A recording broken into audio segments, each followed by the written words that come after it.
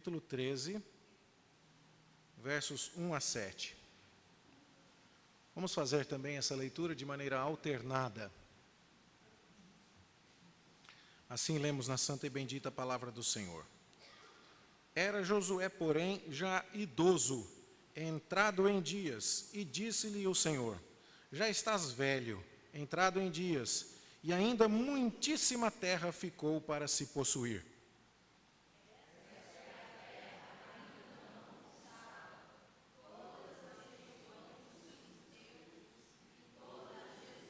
Desde Sior, que está de frente do Egito, até o limite de Ecrom para o norte, que se considera como o dos cananeus, 5 príncipes dos filisteus, o de Gaza, o de Asdod, o de Asquelon, o de Gate e o de Ecrom.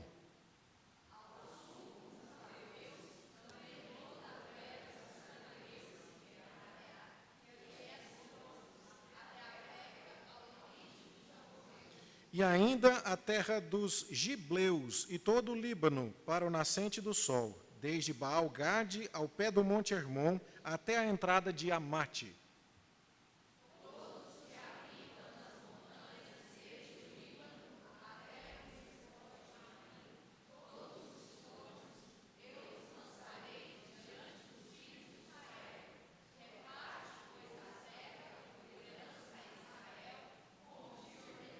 Distribui, pois, agora a terra por herança às 9 tribos e meia e a meia tribo de Manassés. Que o Senhor nos abençoe no estudo da sua palavra nesta manhã. Meus queridos irmãos, esse mês de agosto é um pouco congestionado do ponto de vista de datas comemorativas. Nós tivemos no domingo passado, e ainda não conseguimos dar conta desta homenagem, o dia do presbítero, e estamos aguardando para fazer junto com o dia do diácono, que foi em julho. E estava todo mundo de férias em julho e muitos ainda não tinham voltado no 1º de agosto. A impressão que a gente tem olhando para a igreja é que essas férias de julho foram expandidas. A igreja ainda não voltou. E nós vamos fazer isso, se o Senhor nos permitir, no próximo domingo à noite, quando os nossos oficiais eleitos serão ordenados. Será uma ocasião muito festiva e importante, solene para a vida da nossa comunidade. E no dia de hoje, nós temos 2 datas acontecendo. A primeira delas, o aniversário da Igreja Presbiteriana do Brasil.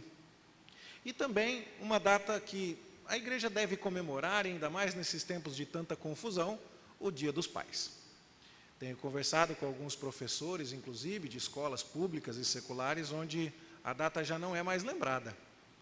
Agora tem o tal do Dia da Família, e a ideia de falar a respeito de pais especificamente soa ofensivo para alguns, e nós estamos vendo uma transformação muito rápida e muito perigosa acontecendo, contrária aos valores da palavra de Deus, e nós queremos trazer um incentivo, um encorajamento e uma exortação bíblica aos pais também.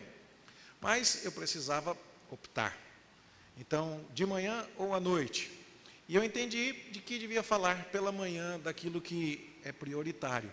A obra do Senhor avançando e a história da Igreja Presbiteriana do Brasil. À noite falaremos sobre os pais, sua missão, sua responsabilidade e glória, e então assim dividiremos os nossos sermões no dia de hoje. Agora, então, nosso objetivo é falar sobre a história da Igreja Presbiteriana, e eu gostaria de mostrar, como prometi inclusive no grupo de WhatsApp da igreja, algumas considerações, fotografias e ideias, para que você entendesse como somos herdeiros de uma bela história que se desenvolve no Brasil, a história da Igreja Presbiteriana do Brasil. Nós lemos o livro de Josué por uma questão muito específica. Você viu no capítulo 5 de Josué, que foi lido na liturgia, e é sempre importante lembrar a você, o culto começa às 9 horas, com leituras bíblicas que já são relacionadas ao sermão. Quando você se atrasa, você já está perdendo o sermão. Tá certo? Então, além de que é nosso dever e responsabilidade, né, estarmos na casa do Senhor, como veremos, inclusive na nossa lição de escola dominical daqui a pouquinho. Mas nós lemos o texto de Josué, capítulo 5, onde um príncipe do Senhor aparece a Josué, um príncipe dos exércitos do Senhor. E Josué não sabe bem o que está acontecendo. E ele pergunta: você é do nosso time ou do time inimigo? E ele fala: eu sou um príncipe do exército do Senhor. E Josué adora aquele príncipe. A ideia de que esse príncipe aceita a adoração deixa claro para nós que não se trata de um anjo. Anjos nunca aceitaram adoração. Vá ao livro de Apocalipse e você vai ver que João tentou adorar o anjo que estava com ele, e o anjo disse, não te prostre diante de mim não, eu sou anjo. E aquele príncipe que apareceu a Josué aceitou a adoração, dando a ideia de que se trata do Senhor Jesus Cristo antes de sua encarnação. E é mais ainda evidente a questão porque o príncipe diz a ele, tira a sandália do seu pé, porque o lugar em que você está é um lugar santo. E o que isso significa? Quem conhece a história de Moisés lá no Monte Sinai e tem a memória de que uma figura de aparência do Senhor no meio da sarça diz a Moisés, tira a sandália dos teus pés, você percebe que Deus está presente nos dois episódios e que não é o lugar em si que é santo, mas é a própria presença de Deus que santifica aqueles lugares. E o Deus que esteve com Moisés no Monte Sinai está com Josué do outro lado do Jordão na conquista de Canaã. E aí então você vai percebendo que Deus está com o seu povo. E ele esteve com Moisés para tirar Israel do Egito, e agora ele está com Josué para colocar Israel em Canaã. Dando, portanto, a ideia que o avanço da história do povo de Deus sempre se dá por causa da presença santa, poderosa e digna de adoração do próprio Deus. Aí então a gente canta, ó Rei sublime, recebe os hinos de vitória daqueles que de ti recebem todo o bem. Ouve os nossos hinos de vitória. Por quê? Por que é que nós vamos vencer? Por que que Moisés ia vencer? Por que que Josué ia vencer? Porque o príncipe dos exércitos do Senhor estava com eles. Então nós não acreditamos que a história da igreja tem um destino indefinido. Nós não estamos temerosos quanto ao que vai acontecer com o povo de Deus. Aquele que está conosco é maior do que aquele que está no mundo. Nós caminhamos com o príncipe dos exércitos do Senhor à nossa frente. Então, nós fomos ao texto de Josué novamente e lemos quantos reis foram vencidos por Josué mais tarde. Foi a leitura que a gente fez a seguir no culto, lendo Josué capítulo 12. E você deve ter visto a lista, os nomes dos reis, são difíceis de pronunciar. Os nomes dos lugares que eles reinavam, também difíceis de pronunciar. É aquele que a gente precisa ficar olhando mais de uma vez para tentar ver como é que fala aquela palavra. Mas você deve ter atentado ao resumo, 31 reis. Você consegue imaginar? A chance de você vencer uma batalha, 1 contra 1, é uma. A chance de você vencer 2 batalhas na sequência, já caiu pela metade. A chance de você vencer 4 batalhas na sequência, já caiu muito mais ainda. Qual é a estatística e a probabilidade de você vencer 31 batalhas? O que você diz de um campeão de luta que tem 31 vitórias por nocaute e nenhuma derrota? Você diz, ele é indefectível, invencível. Ninguém consegue derrotá-lo, ninguém consegue vencê-lo. É o que acontece quando você lê a história do avanço do povo de Israel em Canaã, tomando posse da terra que Deus lhes havia prometido. E não é porque Deus tem favoritismos, ou porque Deus é parcial. Nós temos estudado lá no livro de Gênesis que os cananeus são os descendentes de Cã, aquele filho de Noé, que desdenhou da nudez de seu pai, e que carrega a maldição, e que carrega a linhagem da serpente, ao passo que os israelitas são os descendentes de Sem, o filho que honrou o seu pai, o filho de Noé, e o filho que carrega a linhagem da bênção. Então, toda a história em que Josué, liderando Israel, tendo à sua frente o príncipe dos exércitos do Senhor, desaloja os reis cananeus e vence, invicto, 31 reis, é a história da batalha de Cristo contra o mundo. É a história do descendente da mulher contra o descendente da serpente, Satanás. E o que você está vendo no livro de Josué é esse avanço. Só que, como nós acabamos de ler agora aqui, em Josué capítulo 13, quando Josué já está idoso, o que nós veremos é Deus se aproximando dele e dizendo assim, Josué, você já está avançado em dias, entrado em dias. Esse é um jeito bom, né? Quando alguém fala assim, você está ficando velho, você diz, não, biblicamente falando, eu só estou entrado em dias. É mais bonito, né? E aí então, Josué, você agora não vai continuar a obra, mas agora Deus vai dizer a Josué, tem muita terra que ainda ficou para conquistar. E agora o povo de Israel tem a missão de continuar o trabalho. E ao longo do texto você vai percebendo, né, que Deus vai ajudá-los a continuar conquistando terras. Nunca é pressuposto no livro que o povo de Israel vai arregaçar as mangas e vai fazer o serviço por conta própria. Sem que o príncipe dos exércitos do Senhor caminhe e marche com a sua espada nua, desembainhada, à frente do povo, não existe esperança de vitória. Mas, como você viu, Deus vai à frente do seu povo. E ele cumpriu todas as suas promessas. E Josué envelheceu, Deus não. Josué está entrado em dias, Moisés já foi embora, Josué já foi embora, Deus continua lá. E a vitória continua prometida. E é por isso, inclusive, que a gente cantou: és a nossa estrela da manhã, em tuas mãos está todo vencer. Essas músicas não são escolhidas aleatoriamente, mas para que a gente seja nutrido e entenda a verdade que estamos aprendendo da parte do Senhor a cada manhã. E aí então, quando você termina isso, e agora sim, irmã Semiramis, por favor, os nossos slides, nós então estamos no cenário em que nos aproximamos da mensagem de Josué aqui, e vamos tentar conectar isso com a história da Igreja Presbiteriana do Brasil. Então, para que a gente consiga visualizar isso um pouquinho no mapa, você vê aqui o mapa, tem aqui o Mar da Galileia lá em cima, o Rio Jordão percorrendo toda a Palestina e o Mar Morto aqui embaixo. E o povo de Deus estava acampado aqui, ó, nas campinas de Moabe, no Monte Nebo, de onde Moisés havia vislumbrado toda a terra prometida, mas sem atravessar o Rio Jordão. E agora, quando você dá uma espécie de zoom nesta área do mapa, você vai ter o livro de Josué e os seus primeiros capítulos. Por quê? Porque é aqui que ele faz a travessia do Jordão, uma travessia que inclusive vai lembrar a travessia do Mar Morto. Há muitos paralelos. Você lembra que Israel atravessou o Mar Morto, o Mar Vermelho? Obrigado, irmã. É bom sempre aqui, quando os irmãos fazem aquela cara assim, eu percebo que eu estou falando alguma coisa errada. Obrigado pelos alarmes. O Mar Vermelho, obrigado. Quando Moisés lidera o povo para atravessar o Mar Vermelho, eles percebem a majestade de Deus. Mas aquela geração que atravessou o Mar Vermelho pereceu no deserto. E agora, a nova geração que vai entrar em Canaã, espera o Rio Jordão estar transbordando nas suas ribanceiras, de acordo com a providência de Deus, e atravessa agora o Rio Jordão também. Isso então nós vemos no início do livro de Josué. E qual a primeira batalha que eles têm? É a batalha de Jericó. E a batalha de Jericó é simbólica, porque é a batalha da entrada na terra do descanso. Coisa que nós estamos estudando na nossa lição da escola dominical na classe de adultos. A terra de Canaã representa o descanso do povo de Deus, a vitória final do povo de Deus. Josué, inclusive, tem o mesmo nome que Jesus na língua hebraica, Yehoshua. Jesus é a transliteração para o grego do nome Josué ou Yehoshua no hebraico. Há um Josué que lidera o povo de Deus rumo ao descanso, mas ele só consegue vitória porque o príncipe dos exércitos do Senhor vai na frente dele.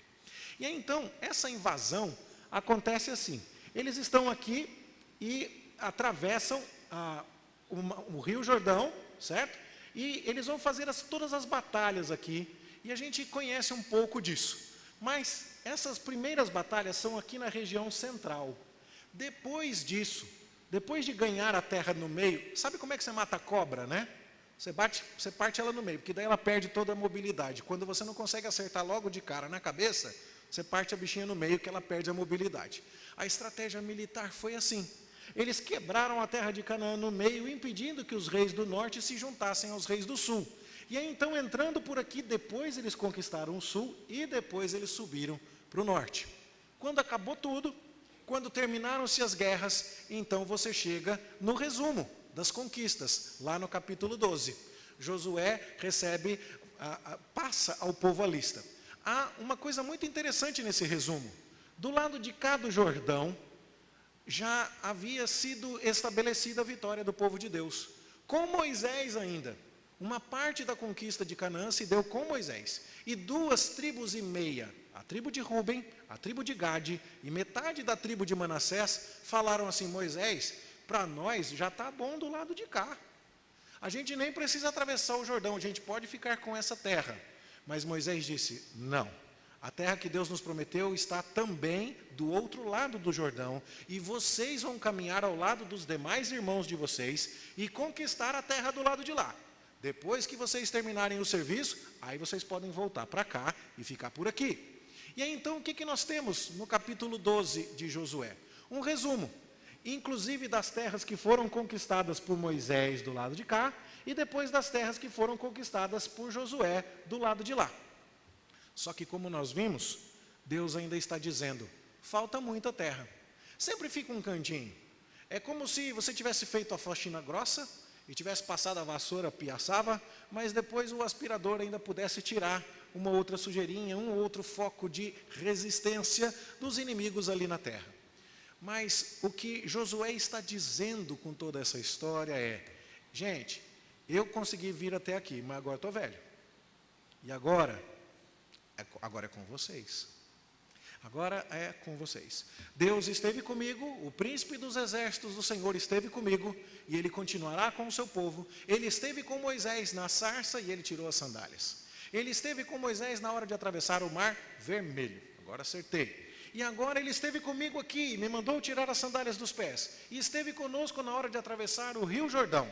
Ele nos deu vitória do lado de lá e do lado de cá. E agora eu estou indo embora do jeito que Moisés foi. Mas vocês devem continuar a tarefa. Essa é a mensagem básica do texto de Josué que nós lemos. E assim o texto fica razoavelmente, assim espero, compreendido por nós. O que é que isso tem a ver com a data de hoje? Nós também, de alguma maneira, estamos continuando uma obra que começou aqui no Brasil. A obra de Deus da Igreja Presbiteriana do Brasil, iniciada em 12 de agosto de 1859. Dona Semiramis, Carolina, filha, faz uma gentileza. Vamos arrumar o zoom aqui, por favor, para ficar um pouquinho maior? Nós ainda não descobrimos exatamente o que acontece com o nosso computador, mas... Aí, obrigado, filha. Mas a gente ainda vai chegar lá, se Deus quiser. Esse livro é raro, infelizmente ele não foi reeditado. Eu estive falando recentemente aqui com vocês que quando a gente tem a oportunidade de comprar algum livro bom, a gente tem que fazê-lo, porque nem sempre ele é reeditado. Eu tenho esse exemplar que eu ganhei, eu já nem lembro mais de quem foi, mas era eu acredito que tenha sido de alguém ligado a algum pastor antigo. Esse livro é da década de 50 e não tem reedição em língua portuguesa, que eu conheça. Inspirações de uma existência. Ele conta um pouco sobre a vida de Simonton, o missionário que veio ao Brasil. Claro, graças a Deus, essa não é a única fonte de informação que nós temos sobre Simonton. Há muitas outras, e essas sim, bem disponíveis a você. A melhor fonte de informações que temos sobre Simonton é o seu próprio diário. Simonton não postava nada no Instagram, mas ele escrevia o que estava acontecendo com ele. E nós temos informações dele desde sua época de juventude, em que ele foi professor da rede escolar nos Estados Unidos, em que ele se considerava um candidato a estudar direito, e a sua carreira jurídica não prospera, e nós vamos lendo a respeito dele. Esta é a capa da primeira edição do Diário de Simonton, que eu tive de ler no seminário para conhecer a história em 1998. Mostra que eu já estou entrando em alguns dias também aí, junto com Josué. Depois esse diário foi reeditado. Nossa irmã Jovita estava nos perguntando ontem na lista lá, no grupo da igreja. Essa é a segunda edição que foi revista, foi ampliada com fotos, e hoje você tem o privilégio de encontrar uma terceira edição do Diário de Simonton, completamente organizada pelo historiador oficial da Igreja Presbiteriana do Brasil, reverendo Alderi Souza de Matos, um homem de Deus, um cavalheiro, muito querido, irmão e amigo. E nessa terceira edição você tem ainda mais informações para conhecer essa história apaixonante. E eu lhe recomendo isso com muito entusiasmo. Quando lemos biografias de irmãos do passado que trilharam a jornada da fé, nós somos inspirados, e o Diário de Simonton é profundamente inspirador. O que a gente consegue saber sobre o Simonton? Temos aqui uma fotografia rara também da fazenda Antígua, lá no condado de Dauphin, onde Simonton cresceu. O pai de Simonton era um homem importante, era um congressista dos Estados Unidos da América. Isso o levou a ter uma educação privilegiada, com certos contatos, não é? Com certas conexões, que fizeram de Simonton uma pessoa particularmente preparada. E ele era um de 5 irmãos homens, e mais algumas irmãs que a gente vai ver aqui. Então existem os Jackson's Five e os Simonton's Five, que são muito anteriores, né? Os Jackson Five clonaram aí a ideia dos Simonton's Five. E aí você vê aqui, né, o James, daqui a pouco eu vou falar sobre ele um pouquinho mais, Ashbel aqui, e os outros, Thomas, John e William Simonton, para aquelas fotos históricas de família posada. Hoje está um bom dia, né, Dia dos Pais, para você fazer uma foto posada aí. E aqui você tem aqui um close, tá certo, desse material. Depois a gente sabe que o James, o segundo, o mais velho, melhor dizendo, este aqui, o James, ele também veio ao Brasil. E ele foi professor na cidade de Vassouras, Rio de Janeiro. Então, a família de Simonton esteve também conectada ao Brasil através desse irmão James. E a gente tem algumas fotografias de Ashbel Green Simonton e essas informações históricas disponíveis sobre a sua vida e o seu trabalho. Também comentamos no grupo de WhatsApp da nossa igreja que foi feito um filme. E o filme foi produzido no ano de 2009. E era quando a Igreja Presbiteriana do Brasil completava 150 anos de existência. Simonton chega ao Brasil de navio em 12 de agosto de 1859 e o filme foi produzido para o Sesc Centenário, o aniversário de 150 anos da Igreja Presbiteriana do Brasil. Na ocasião, eu trabalhava na produtora de vídeo da Igreja Presbiteriana. E eu fiz parte da produção do filme. E o filme foi produzido com base no diário de Simonton, mas a Igreja Presbiteriana olhou para o filme e não concordou, basicamente, com a linha de roteiro e com o tom que o filme recebeu. A contratação que foi feita, e aí eu não tive nada a ver com isso, se a responsabilidade fosse minha, eu poderia até assumir, mas o tom que foi escolhido para o filme foi aquele tom artístico que olhava para o sofrimento que Simonton espelhava no seu diário e tentava retratar a coisa da perspectiva do sofrimento. E a igreja, e eu creio que com razão, disse assim, não é isso que a gente quer retratar. Simonton até sofreu, sim, e você vai ver o quanto ele sofreu aqui. Sofreu bastante, não foi pouco não. Mas esse não é um sofrimento que nós lamentamos e nem que nós queiramos divulgar como algo em que alguém possa ler e dizer assim, pobre Simonton, moço novo, acabou com a vida dele. Vê se isso é destino para um moço que veio lá dos Estados Unidos acabar aqui desse jeito. Não, essa não é a maneira como se deve enxergar a história. Razão pela qual o filme foi proibido. A igreja proibiu a divulgação do filme. Por alguma razão que eu desconheço, embora eu tenha minhas suspeitas, o filme acabou vazando. E agora está na internet, todo mundo viu. Então eu coloquei inclusive o link lá para você. Você pode assistir. Por quê? Porque as coisas que estão lá são históricas, são verdadeiras. Mas, por favor, não entra no tom do filme, não se deixa levar pela emoção. Porque nós não enxergamos Simonton como um pobre homem, como um sofredor miserável. Nós o enxergamos como um soldado triunfante do exército do príncipe do Senhor. Então a gente precisa entender essas coisas dessa perspectiva. Esse aí é o ator, né? Você talvez até o reconheça em alguma novela da Rede Globo, ele já fez aí aquela novela que entrava tocando sanfona e ele fazia um personagem que falava com o burro e tal. Se você sabe, você está muito noveleiro, hein? Cuidado com isso aí. Mas você talvez reconheça o ator que fez o Simonton, tá bom? Mas veja, lá no diário de Simonton, e isso aparece em algumas cenas do filme, Simonton está ainda procurando entender o que Deus quer para a vida dele. E entendendo que não seria advogado, ele escreve no seu diário o seguinte, como deve parecer vã e desperdiçada a vida de quem vive apenas para acumular riquezas ou obter fama. O homem mais nobre é aquele que mais faz pela humanidade. E o ministério abre as mais amplas oportunidades para esse fim. Você concorda com ele? Eu concordo com ele.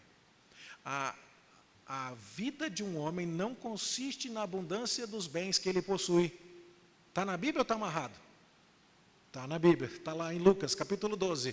Palavra de Jesus, quando ele discute a parábola do homem que acumulou para si muitos bens e disse, minha alma, come, bebe, regala-te, tens em depósito bens para muitos anos. E Jesus disse assim, louco, esta noite vão te pedir a alma e o que você tem preparado vai ficar para quem?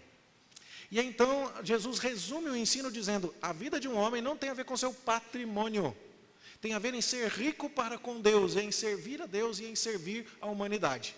E Simonton, então, apesar de ser filho de um homem do Congresso, apesar de ter uma grande fazenda, que a sua família é herdeira, ele está cogitando a ideia de se tornar pastor por causa da oportunidade que o ministério abre para servir. Não é só o ministério, você sabe disso e Simonton também sabia. Você também pode servir a Deus como professor, você também pode servir a Deus no lugar onde você estiver, com a profissão que você tiver. Todos podemos servir a Deus. Mas Simonton escreve isso em seu diário. Então, ele está agora estudando para ser pastor no seminário de Princeton, nos Estados Unidos. E ele tem uma aula com Alexander Archibald Rod, o filho do famoso teólogo Charles Rod, e depois o próprio Alexander se torna um grande teólogo famoso. E ele começa a sentir um despertamento missionário quando ali está. E tinha muita gente com chamado para ser pastor de igreja grande, com chamado para ser presidente do congresso de determinado local, com chamado para estar numa universidade onde pudesse estudar e outras coisas, mas não tinha muita gente com chamado para vir para cantos onde o evangelho ainda não tinha sido pregado. E Simonton então escreve e pensa: se tantos querem ficar, não será meu dever partir?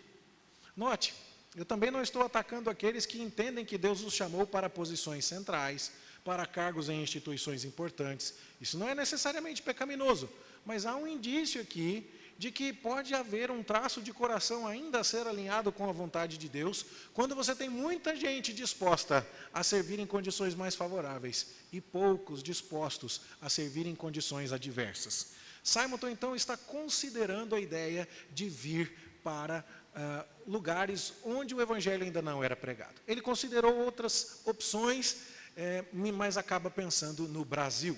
E ele então vem num navio chamado Banshee, e a viagem foi muito confortável, 8 semanas, dentro do barco balançando, um barco à vela. Não tem motor ainda, nem a vapor, muito menos a eletricidade para colocar no barco. 8 semanas de Baltimore, nos Estados Unidos, até chegar ao Rio de Janeiro.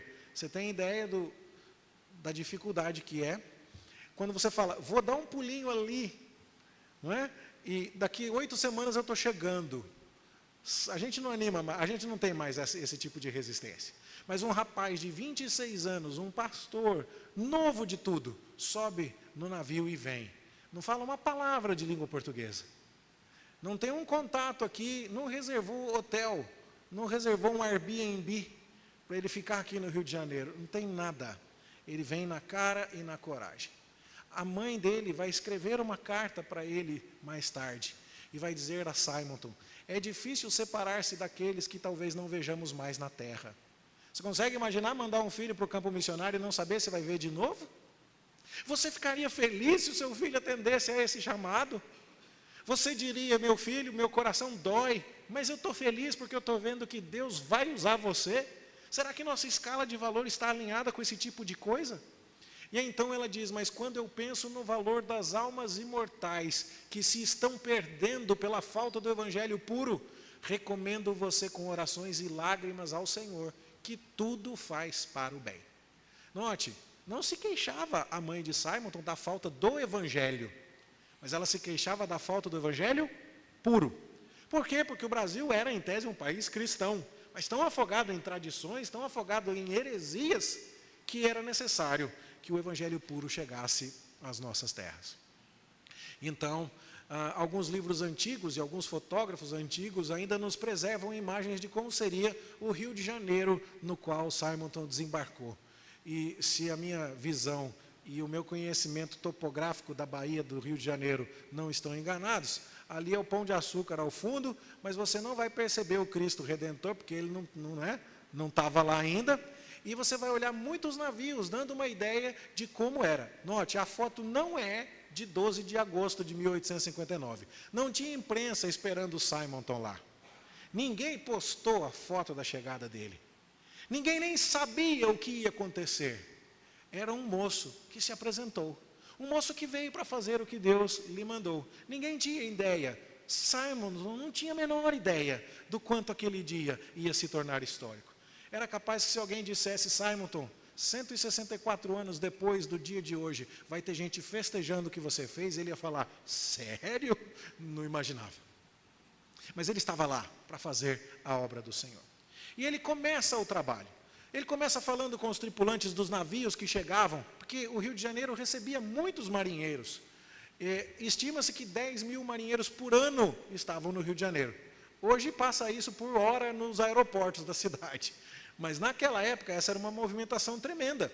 E ele falava com as pessoas ali. E conhecendo língua portuguesa aos poucos, ele em breve vai conseguir se comunicar bem em português, escrever em português e tudo mais. E ele vai fazendo contatos. Até que depois chega uma das suas irmãs ao Brasil, Elizabeth Simonton Blackford.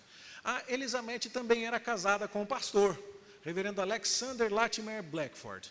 E eles vêm para o trabalho no Brasil, para se somarem a Simonton. E acontece que ambos se estabelecem na cidade de São Paulo. São Paulo, naquela época, não era o Rio de Janeiro. A capital do Brasil era o Rio, e com toda a projeção que o Rio merecia. São Paulo estava muito atrás, naquele momento histórico ainda. E eles se estabelecem lá e acabam sendo importantes mais tarde, por causa de uma outra situação que daqui a pouco nós vamos comentar.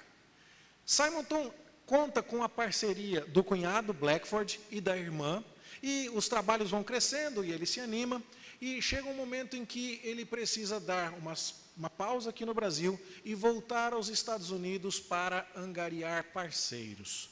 Isso é importante, daqui a pouquinho nós vamos falar sobre o cofrinho missionário que está aqui, mas é bom que a gente se lembre do reverendo Domingos Tamba, que esteve aqui vindo de Guiné-Bissau e mostrou para nós o que está acontecendo lá e qual a necessidade dos nossos irmãos.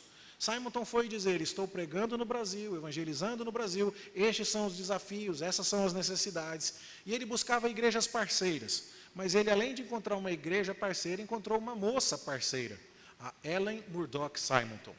E ele então vem aos Estados Unidos e volta casado. Você consegue imaginar a moça? Vem um rapazinho de 27 anos, que está morando no Brasil, não tem um cinema, entendeu? Não tem um carrinho de pipoca caramelizada, e aí você vai sair do lado da sua família nos Estados Unidos, vai andar 8 semanas de navio, e vai chegar lá e para falar com a sua mãe, não tem videoconferência. Não tem WhatsApp, vai ser carta e vai demorar 8 semanas para a carta chegar. E quando você fala assim, está todo mundo bem, quando a carta chegar, a pessoa que estava bem já pode até ter morrido. E quando a resposta vier, ela já vai estar 8 semanas desatualizada.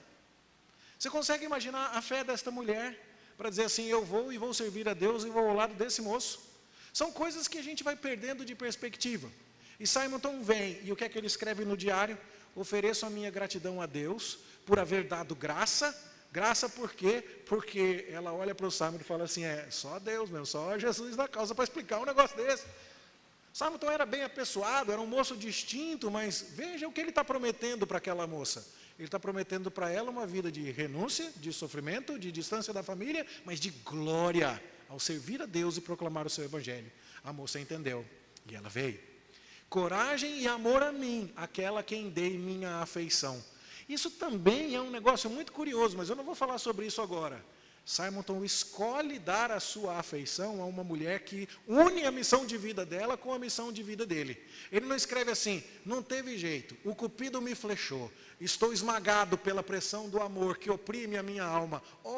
Não é assim que funciona, não é um camarada passional, é alguém que coloca Deus na frente de todas as coisas e diz, esta mulher entendeu o meu chamado, ela entendeu a minha visão, ela serve a Deus comigo, é a ela que eu vou amar. Ele não casa com quem está fisgado, ele não ama, ele ama a pessoa com quem ele entende ser, para a glória de Deus, aquela com quem ele deve se casar. Fecha o parênteses aqui, vamos seguir. Ela está pronta a deixar amigos, lar e pátria para compartilhar minha vida e meus trabalhos. E aí, então, ele vai escrevendo no diário, essa é mais uma cena do filme, e aí, então, pouco tempo depois, ele diz, estou outra vez no meu posto, aqui no Brasil, casado, e se a esperança não mentir, em breve saberei o que é ser pai. Não tinha televisão naquela época, né? Então, as coisas aconteciam um pouco mais depressa. A moça ficou grávida muito rápido. E agora, então, ele vai ser pai. Cena do filme também, é lógico, né? Você sabe que não foi fotografado o parto, né, da Ellen Murdoch Simonton, mas o que acontece é que ela tem grandes dificuldades, a sua saúde é frágil. E 9 dias depois que a Ellen nasce, a filhinha que carrega o mesmo nome da mãe, a mãe vem a falecer. Simonton fica viúvo antes dos 30 anos de idade, no Brasil, com uma filhinha para criar, longe de todo mundo, com a irmã em São Paulo, sendo seu parente mais próximo. Você consegue imaginar a situação? Talvez alguns de nós dissessem, Deus deu, chega. Agora é hora de voltar para os Estados Unidos, pegar essa menininha, levar para a fazenda, para ela ter o pônei do vovô para andar, para ela, sabe, mas não é isso que nós vemos. É um homem que entendeu claramente o que Deus o chamou para fazer. E aí então ele escreve, foi inesperado. Contudo, alegra-me saber que a morte encontrou minha querida esposa preparada. Ela era tímida e insegura. Entretanto, na hora da provação, estava calma e em paz. E então você vai ver, inclusive, as fotos da menininha com o papai, ela crescendo.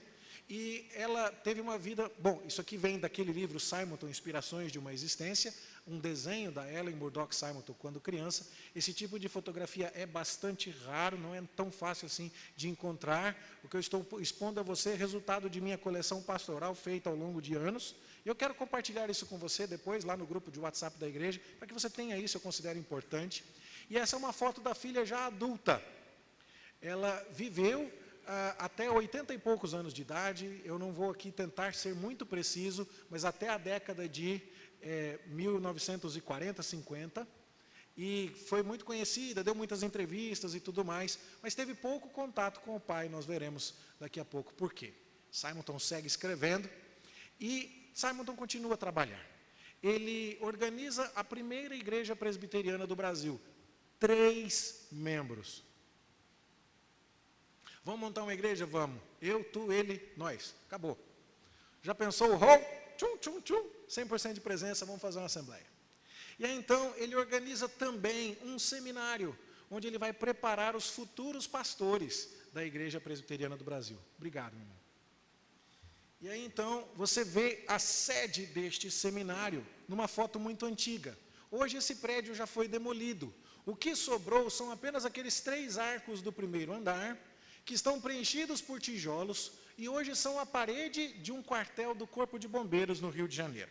Se você quiser ver isso, além do filme sobre a vida de Simonton, que foi rejeitado por nossa denominação como documento oficial, mas está disponível, há também um documentário dos 150 anos da IPB, e esse foi aprovado com honras. E esse você também pode assistir, está disponível no YouTube. E eu creio que eu me esqueci de disponibilizá-lo, mas eu vou mandar o link para você depois. E lá você vê, nesse documentário, o reverendo Alderi, do lado do Corpo de Bombeiros, no quartel, mostrando os arcos e dizendo, aqui funcionou o seminário, e aí você pode ver a localização disso. Simonton, então, o prédio não era todo seminário não, viu gente? Embaixo tinha bar, no meio tinha um hotel, e lá em cima, nos quartinhos, lá do fundo, sabe, com uma mesma lamparina, seminário. Não vai pensando assim naquela instituição que tem o terreno, o prédio, a biblioteca, não é nada disso não. O seminário era o Simonton, o cunhado dele para ensinar algumas matérias como visitante, coisa desse tipo, e os alunos, e acabou. Era isso que estava tendo, né? E muitas coisas nos chegaram de Simonton. Essa edição é uma das primeiras do livro que traz os seus sermões escolhidos, e agora há uma edição mais recente, como essa que você pode ver aqui. Foi feito, por ocasião do Sesc Centenário, um livro de desenhos contando a história de Simonton. É bastante fiel, mas a tiragem foi muito pequena, eu não consegui comprar o meu exemplar desse livro. Então, quando eu soube que tinha, já não era mais possível comprar. Então, se você souber algum dia onde que acha, me avisa, porque eu continuo interessado. E lá tem muitas figuras a respeito do livro, dando-nos ideia de como era o Rio de Janeiro daquela época, fazendo reconstituições bastante fiéis, e é um trabalho bem interessante. E nos museus que a Igreja Presbiteriana do Brasil preserva, você pode encontrar os livros de atas das reuniões do presbitério que o Simonton fundou. E ali você tem quantos folhetos foram distribuídos, onde que ele pregou e tudo mais. E você tem também o diário de Simonton. Eu tive a oportunidade de vê-lo na visita que fiz ao Museu Presbiteriano, o diário de Simonton. Só o professor que mexeu, com luva, os alunos ficavam olhando, mas história da nossa fé, história daqueles que vieram antes de nós, desbravando um território brasileiro com o príncipe dos exércitos do Senhor à sua frente. Simonton fundou o primeiro jornal aqui evangélico do Brasil, a imprensa evangélica.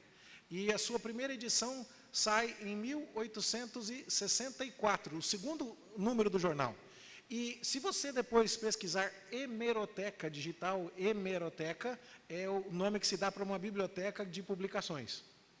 E no Arquivo Nacional da Biblioteca do Rio de Janeiro, constam esses exemplares como fonte histórica do que acontecia no Brasil. Os protestantes eram os primeiros interessados em publicar panfletos, em distribuir literatura. Dom Pedro lia a imprensa evangélica. Você consegue imaginar o impacto disso? E aí, então, saiu depois um álbum de figurinhas, esse eu tenho, se você depois quiser ver como é que é, mas também não localizei para comprar ontem na busca que fiz no site, acho que já está esgotado. Também é de 2009, né, dos nossos 150 anos. E aqui, eu participando da filmagem, só para você não... né, mas essa aqui é a menos importante de todas, tá bom? Mas então você vê depois o álbum de figurinha contando toda a história dos 150 anos da IPB. A primeira igreja que foi fundada por Simonton hoje é a Igreja Presbiteriana do Rio de Janeiro, uma igreja histórica. Claro, não foi esse o templo que Simonton, né, fundou ali, mas hoje tem uma construção muito bonita. E o que é curioso é que ele é acometido de uma febre biliosa. Não se sabe se era febre amarela, o diagnóstico não era tão preciso quanto nos dias de hoje. Mas Simonton, com 34 anos de idade, 9 anos de Brasil, ele está prestes a morrer. E sabe quando a gente dá aquela última melhorada antes de piorar de vez e morrer? Quando ele teve um pouquinho de lucidez, a irmã, então, vai falar com ele. Né? Ele passou um pouquinho melhor e tal, e a junta médica foi lá para vê-lo e tal, mas no desfecho da sua história, a irmã vai fazer algumas perguntas. Ele está em São Paulo. E a irmã pergunta assim: você tem algum recado para os amigos nos Estados Unidos? E ele responde: nada de especial, diga-lhes que os amei até o fim. Você tem alguma mensagem para o board? O board é a junta missionária que enviou o Simonton. E ele diz assim: diga-lhes que toquem para frente o trabalho. O trabalho não é Simonton, o trabalho é de Cristo. Josué foi embora, Moisés foi embora, mas a obra continuava. E a igreja do Rio, o que é que falta fazer? Deus vai levantar outro para colocar no meu lugar. A igreja também não é de Simonton, como não era de Josué, como não era de Moisés. A igreja só tem um dono e um cabeça, que é o Senhor Jesus Cristo. Então, ele fará a sua própria obra com os seus próprios instrumentos. E quando ele vê a sua irmã tomada de emoção, ele diz assim: devemos apenas nos recostar nos braços eternos e estar sossegados. Essas são as últimas palavras conhecidas de Ashbel Green Simonton. E assim, ele parte para a eternidade. O seu corpo está sepultado, não é, no cemitério dos protestantes, em São Paulo. Morei muito perto ali, morei a menos de 1 quilômetro desse cemitério por 3 anos, lá em São Paulo. Os seminaristas precisam normalmente visitar essa história e conhecer isso lá em São Paulo. E há um monumento aqui. E você vê, por exemplo, na carta aos Hebreus, que há pessoas que depois de mortas ainda falam. Meu pai é um assim. Dia dos Pais, quando eu lembro dele, eu escuto algumas frases que ele falava. Né? A vida é dura para quem é mole. Assinado Emílio Alonso Júnior. Depois de morto ele ainda fala. Quando está batendo aquela preguicinha, parece que o pai está lá, na orelha da gente. Pede, por favor, com licença, diz obrigado. Ele está aqui com a gente ainda. E Simonton também está conosco, ao lado de Josué, ao lado de Moisés, ao lado de tantos outros, dizendo assim: eu vim até aqui, e o príncipe dos exércitos, o Senhor me trouxe até aqui, mas restou muita terra para conquistar, e agora é com vocês. Claro, não é na força de vocês, não é no empenho de vocês, mas é por causa daquele que vai adiante de vocês, que vocês têm esse chamado. E nós precisamos ser gratos a Deus por isso, e nos dispor ao trabalho do Senhor, entendendo que somos herdeiros de uma riquíssima tradição. Uma tradição que tem os seus documentos preservados, seus símbolos de fé, seus documentos. Eu dava aula na classe de catecúmenos, sexta-feira, mostrando como a igreja funciona e expunha aos nossos futuros irmãos a professar a fé, a constituição da igreja presbiteriana. E aí então eles disseram: essa é a Constituição, sempre foi assim? Aí eu falei: não, este é o manual que foi publicado em 2019, logo vai chegar uma nova edição. Mas eu tenho o de 2013, aí eu comecei a mostrar, eu tenho o de 2009, eu tenho o de 1888. O manual que Simonton ajudou a traduzir da Igreja dos Estados Unidos para cá, dando à Igreja Presbiteriana sua documentação, sua estrutura, sua ordem. E nós somos herdeiros dessa tradição tão maravilhosa e abençoada. Faz parte do nosso dever ser gratos a Deus por isso e trabalhar na sequência. Claro, o crescimento vem do Senhor. E na parábola da semente, que só coloco aqui para que saibamos, Jesus explica que o trabalhador planta a semente no solo, mas ele não sabe como é que Deus faz crescer a espiga. Ele só vê que está na hora de colher. Ele só fez o trabalho de colocar a sementinha e de ir lá colher. Mas a grande parte do serviço, quem realmente abençoou, foi o Senhor que deu a colheita. Nós não estamos sendo chamados aqui para produzir algo fora da dependência de Deus. Nem Simonton fez isso. E o próprio Simonton disse, Deus vai levantar outros para fazer a obra que é dele. Mas nós cremos que nós somos esses outros. Somos os herdeiros dessa tradição. E por isso mesmo devemos ser gratos a Deus, conhecer a nossa história, valorizá-la e continuá-la para a glória do Senhor. Por isso sejamos gratos, meus irmãos, por mais um aniversário da Igreja Presbiteriana do Brasil. 12 de agosto de 1859, 164 anos atrás, começava a história que hoje nos alcança. Hoje somos aproximadamente 1 milhão de presbiterianos no Brasil. E se você quiser uma história resumida do que nós falamos aqui, na forma de poema, por favor, leia a mensagem de capa do nosso boletim hoje. E eu creio que eu me esqueci de colocar no grupo da igreja, vou fazer isso daqui a pouquinho, durante o cântico do próximo hino. Já vou fazer aqui para não me esquecer. Mas lá temos um poema que conta da fazenda em Baltimore, do diário, do casamento, da morte da esposa, da criação da filha com os tios em São Paulo e tantas outras coisas, e do nosso desafio de seguir. Como responderemos? Nós vamos cantar o hino 313 que diz assim, quem de Cristo ao lado agora quer andar? Quem a sua vida quer lhe dedicar? Tudo abandonando a Jesus seguir. Enquanto fazemos isso, você está convidado a vir aqui buscar um cofrinho missionário. Esse cofrinho que está aqui, ó, um por família.